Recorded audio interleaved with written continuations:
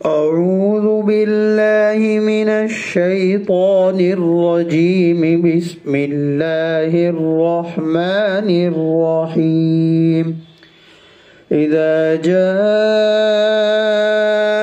نصر اللہ والفتح،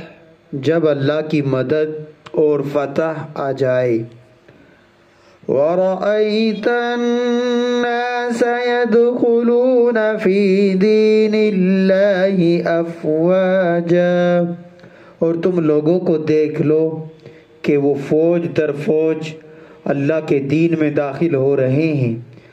فَسَبِّحْ بِحَمْدِ رَبِّكَ وَاسْتَغْفِرْهُ إِنَّهُ كَانَ تَوَّابًا، تو اپنے پروردگار کی حمد کے ساتھ اس کی تسبیح کرو اور اس سے مغفرت مانگو، یقین جانو وہ بہت معاف کرنے والا ہے۔ سورۃ النصر ہے یہ۔ مکی زندگی کے 13 سال اور مدنی زندگی کے 8 سال امت پر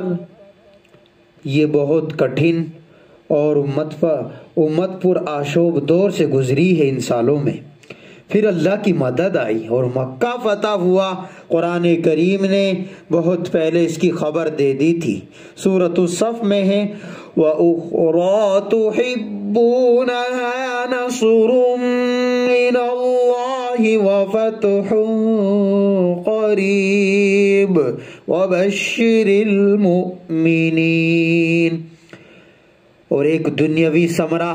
جس کو تم پسند کرتے ہو کہ اللہ کی طرف سے مدد اور جلد حاصل ہونے والی فتح مکہ، اور آپ مومنین کو خوشخبری سنا دے پیغمبر کہ فتح و نصرت کا ظہور جلد ہونے والا ہے۔ مگر دنیا دار الاسباب ہے، یہاں ہر چیز اسباب کی زنجیر میں جکڑی ہوئی ہے،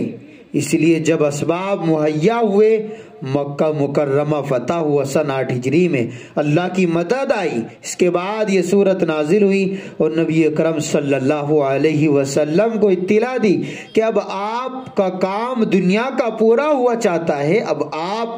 ہمارے پاس آنے کی تیاری کر دیں۔ بہرحال اذا جاء نصر اللہ والفتح، اس میں یہاں فتح سے مراد وہ فتح مکہ ہے کہ جب مکہ آپ کے ہاتھوں فتح ہو جائے، اور زیادہ تر مفسرین کے مطابق یہ صورت فتح مکہ سے کچھ پہلے نازل ہوئی تھی۔ اس میں ایک طرف تو یہ خوشخبری دی گئی ہے کہ مکہ مکرمہ فتح ہو جائے گا اور اس کے بعد عرب کے لوگ جوق در جوق اسلام میں داخل ہو گئے، چنانچہ واقعہ بھی یہی ہوا۔ اور دوسری طرف چونکہ اسلام کے پھیل جانے سے حضور اقدس صلی اللہ علیہ وسلم کے دنیا میں تشریف لانے کا مقصد حاصل ہو جائے گا، اس لیے آپ کو دنیا سے رخصت ہونے کی تیاری کے لیے حمد، تسبیح اور استغفار کا حکم دیا گیا ہے۔ جب یہ صورت نازل ہوئی تو اس میں دی ہوئی خوشخبری کی وجہ سے بہت سے صحابہ خوش ہوئے، لیکن حضور اقدس صلی اللہ علیہ وسلم کے چچا حضرت عباس رضی اللہ عنہ اسے سن کر رونے لگے، اور وجہ یہ بیان کی کہ اس صورت سے معلوم ہوتا ہے کہ حضرت صلی اللہ علیہ وسلم کے دنیا سے تشریف لے جانے کا وقت قریب آ رہا ہے۔ بہرحال یہاں اس میں اس صورت کے آخر میں فرمایا گیا فَسَبِّحْ بِحَمْدِ رَبِّكَ وَاسْتَغْفِرْ اِنَّهُ كَانَ تَوَّابًا، کہ اے پیغمبر آپ اپنے پروردگار کی حمد کے ساتھ تسبیح کیجئے، سے مغفرت مانگیے۔ تو اگرچہ حضور صلی اللہ علیہ وسلم ہر طرح کے گناہوں سے بالکل پاک اور معصوم تھے، اور اگر آپ کی شان کے لحاظ سے کوئی بھول چوک ہوئی تھی تو وہ بھی سورہ فتح میں اللہ تعالیٰ نے لِیَغْفِرَ لَكَ اللَّهُ مَا تَقَدَّمَ مِن ذَنبِكَ وَمَا تَأَخَّرَ، اس میں اللہ تعالیٰ نے اس کی بخشش کا بھی اعلان کر دیا۔ اس کے باوجود آپ صلی اللہ علیہ وسلم کو استغفار